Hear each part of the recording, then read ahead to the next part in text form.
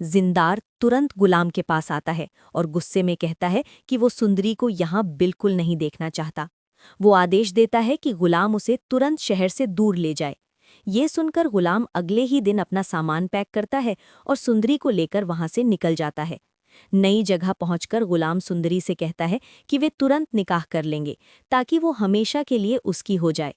इसी बीच बादशाह गुलाम को फोन करता है, लेकिन गुलाम अपना मोबाइल घर पर ही छोड़ गया होता है। फोन सुंदरी उठा लेती है। जैसे ही बादशाह उसकी आवाज सुनता है, वो समझ जाता है कि यही उसकी मोहब्बत है। दूसरी तरफ सुंदरी भी उसकी आवाज पहचान लेती है और घबराकर तुरंत कॉल काट देती है।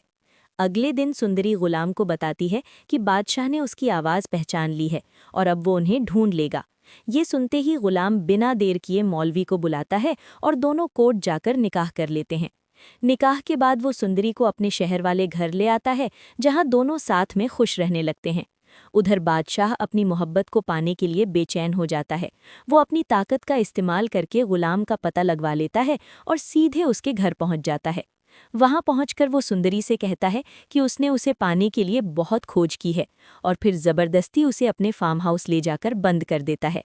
वो कहता है कि अब वो उससे शादी करेगा, लेकिन सुंदरी साफ मना कर देती है और कहती है कि वो सिर्फ गुलाम से मोहब्बत करती है। दूसरी तरफ जब गुलाम घर लौटता है और सुंदरी को नहीं पाता तो घबरा जाता है। वो तुरंत जिंदार को कॉल करता है और पूरी बात बताता है। जिंदार बादशाह से सच्चाई जानकर गुलाम को फार्म हाउस का पता बता देता है और उसे सुंदरी को बचाने के लिए भेजता है। गुलाम फार्म हाउस पहुंचकर बादशाह के आदमियों को हरा देता है और सुंदरी को लेकर भाग जाता है। लेकिन बादशाह को जल्द ही इसकी खबर मिल जाती है। वो अपने लोगों से लोकेशन निकलवाकर दोनों को पकड़ लेता है।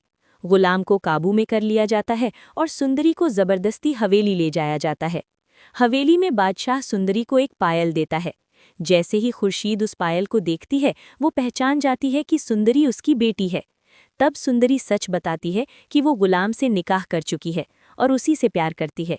वो ये भी कहती है कि बादशाह उसे जबरदस्ती यहाँ लाया है। अब सवाल ये है, क्या बादशाह अपने दोस्त की खातिर अपनी मोहब्बत को कुर्बान कर देगा या फिर कहानी कोई नया मोड़ लेगी?